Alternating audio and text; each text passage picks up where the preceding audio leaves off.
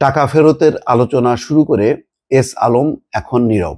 এটা হচ্ছে কৌশল, সময় ক্ষেপণ করা, তারপরে আস্তে আস্তে তারা নিজেদের আখের গোছানো, অথবা যদি বাংলাদেশে কোনো রাজনৈতিক কর্তৃপক্ষের সঙ্গে বোঝাপড়া করা যায় তাহলে আগের ধারায় তারা চলবে।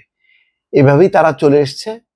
এখন একটু ধাক্কা খেয়েছে, তারা হয়তো চিন্তা করছে যে আচ্ছা কোনো রকমে এই বাংলাদেশ ব্যাংকের এই গভর্নর হাসান এইচ মনসুর বিদায় হোক, অর্থ উপদেষ্টা এরা বিদায় হোক, তারপর নতুন যে রাজনৈতিক কর্তৃপক্ষ আসবে, সরকার আসবে, তাদের সঙ্গে বোঝাপড়া করা যাবে, এই আশায় আছে। আমি যেটা ধারণা করি, কারণ এস আলম শুধুমাত্র, যদিও সে শেখ হাসিনার পরিবারেরই একটা অংশ হয়ে গেছে এখন অনেকটাই, তার ঘনিষ্ঠজন, কিন্তু এস আলমরা সবার সাথেই যোগাযোগ রাখে।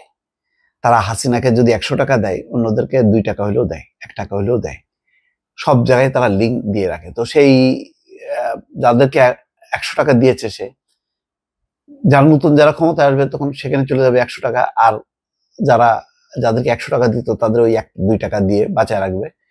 এই তো আমাদের যারা হাজার হাজার শত শত কোটি টাকা লোপাট করে, তারা এইভাবেই চলে। তো এখন সেটাই মনে হচ্ছে, এই জন্য প্রথমে টাকা ফেরত দেওয়ার একটু করে ঠেকায় রাখছে আর কি, যে এই তো দিচ্ছি। তো এটা চিন্তা করলো যে আচ্ছা ঠিক আছে, একটু অপেক্ষা করি, এত টাকা যখন খুব কড়া অ্যাকশনে না যায়। কিন্তু দেখেন ঠিকই এখন তার আবার নীরব হয়ে গেছে। নতুন পর্ষদ এস আলম গ্রুপের চট্টগ্রাম ও রাজশাহীর বিভিন্ন প্রকল্প পরিদর্শন করে ঋণ আদায়ের উদ্যোগ নেয়। এমডি সহ শীর্ষ কর্মকর্তারা অনলাইনে এসে আলমের সঙ্গে সভা করেন। এস আলম সাড়া না দেওয়ায় তাদের ঋণগুলো খেলাপি হতে শুরু করেছে। আবার গ্রুপটি প্রায় ৭৩,০০০ কোটি টাকা ঋণ নেয়, যা এই ব্যাংকের মোট ঋণের 50%। ইসলামী ব্যাংক বাংলাদেশের নিয়ন্ত্রণ নিয়েই সেটি থেকে এস আলম গ্রুপ ও তাদের স্বার্থ সংশ্লিষ্ট বিভিন্ন প্রতিষ্ঠান প্রায় ৭৩,০০০ কোটি টাকা ঋণ বের করে নেয়। এই অর্থ ব্যাংকটির মোট ঋণের প্রায় 50%। আওয়ামী লীগ সরকারের পতনের পর ইসলামী ব্যাংকের নতুন পরিচালনা পর্ষদ দায়িত্ব নিয়ে গ্রুপটির চট্টগ্রাম ও রাজশাহীর বিভিন্ন প্রকল্প পরিদর্শন করে ঋণ আদায়ের উদ্যোগী হয়। ব্যাংকটির ব্যবস্থাপনা কমিটি এস আলম গ্রুপের চেয়ারম্যান মোহাম্মদ সাইফুল আলমের সঙ্গে অনলাইনে সভা শুরু করে। এরপরও ঋণ পরিশোধের বিষয়ে কোনো সাড়া দিচ্ছেন না সাইফুল আলম, ফলে এসব ঋণ খেলাপি হতে শুরু করেছে। সাবেক প্রধানমন্ত্রী শেখ হাসিনার ঘনিষ্ঠ হিসেবে পরিচিত চট্টগ্রাম ভিত্তিক ব্যবসায়ী গোষ্ঠী এস আলম গ্রুপ 2017 সালে ইসলামী ব্যাংকের দখল নেয়।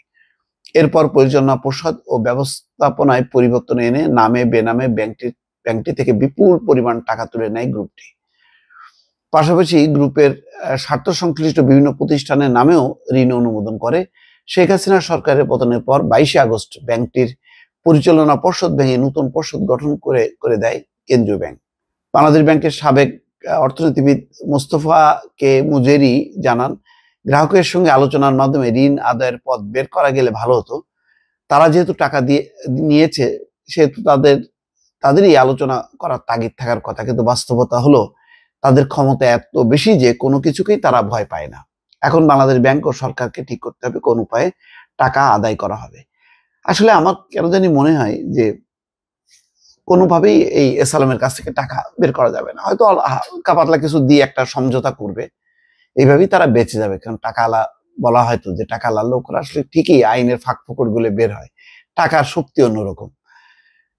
মোস্তফা কে মুজেরি বলেন, টাকা আদায়ের আইনি প্রক্রিয়ার মানে হলো বিষয়টি হিমঘরে চলে যাওয়া। এই জন্য এই টাকা আদায়ে মামলা হলে উচ্চ আদালতে বিশেষ বেঞ্চ গঠন করা যেতে পারে, যাতে দ্রুত সময়ে সঠিক বিচার হয়। এই ঘটনার সঠিক বিচার হলে তা অন্য ঋণ খেলাপিদের কাছে একটা কড়া বার্তা যাবে। এই বার্তাটা দেওয়া দরকার।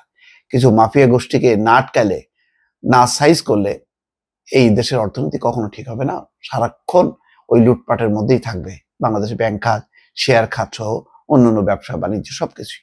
দর্শক ভালো থাকবেন, আল্লাহ হাফেজ।